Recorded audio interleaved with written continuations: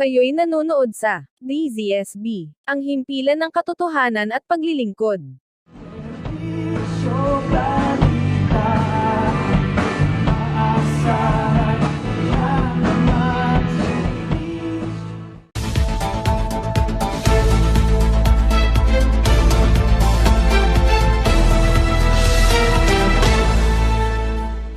Dating Senadora Leila de Lima bumisita sa Pakil, Laguna. Miss Earth Air Iliana Marie Aduana, binigyan ng homecoming welcome ni Mayor Vince Soriano. Bago tayo magpatuloy, huwag kalimutan mag-follow, mag-like, at i-share iyong aming Facebook page.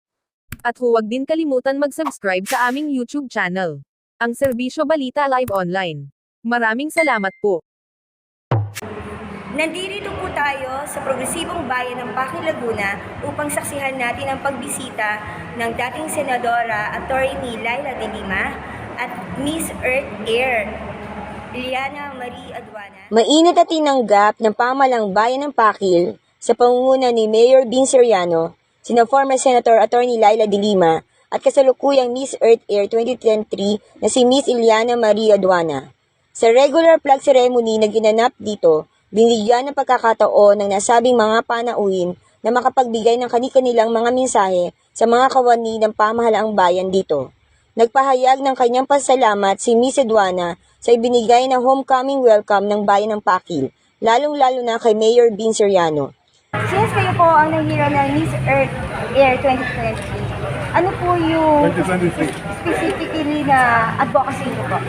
Yes, so I've always been a firm advocate of the United Nations Sustainable Development Goals, no? And one of my projects as I was the reigning Miss Philippines Earth still, 2023, no, I've been traveling all across the 17 regions of our country, the Philippines, conducting the 17 Sustainable Development Goals Colloquium, no. I talked about the individual SDGs, and one of my projects for this year as the reigning Miss Earth Air, since I'm already an international crown winner, I hope to strengthen my advocacy and do more community outreaches.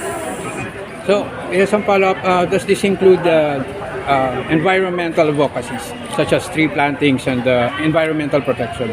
Yes, so alongside the promotion of the UN SDGs, I also do tree planting every now and then. I do community cleanup drives, also the ocean and the waste cleanup drives, no. And that's really my core advocacy too, because as the Miss Earth, and it's always about the promotion of the environment, the nature, and in order for us to have a sustainable and a greener future ahead of all of us, we really have to promote and to protect the nature and all things that are incorporated in it. So, ano po ang masasabi nyo at bayan pa ng Pakil po ang nag-welcome, nag-homecoming welcome po sa inyo? Sobrang happy ko po talaga. Sobrang grateful ko kay Kong Mayor Vincent Soriano right here beside me, no.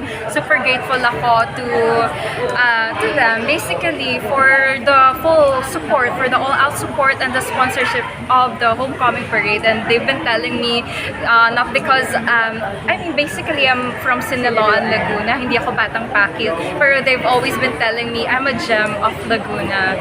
Ayon pa dito, sinusulong niya ang iba't ibang mga advokasya, particularly na sa pangangalaga sa kalikasan at kapakanan ng mga mahihirap. Idinagdag ni Miss Earth Air na inatasan siya ng United Nations upang palaganapin ang sustainable growth sa bawat komunidad, kung saan hindi lang nakatuon sa kalikasan ang mga programang ipatutupad ng mga local government at agencies, kundi kasama na din ng mamamayan, infrastruktura at iba pa. Ay niya, dapat ay magkakaugnay-ugnay ang bawat isa at sabay-sabay na pinalalago at pinasisigla habang napoprotektahan ang bawat isa. Samantalang sa mensahe naman ni dating Senadora Leila de Lima, sinusulong naman nito ang pagkakaroon ng wastong social justice sa bawat pamayanan o lipunan.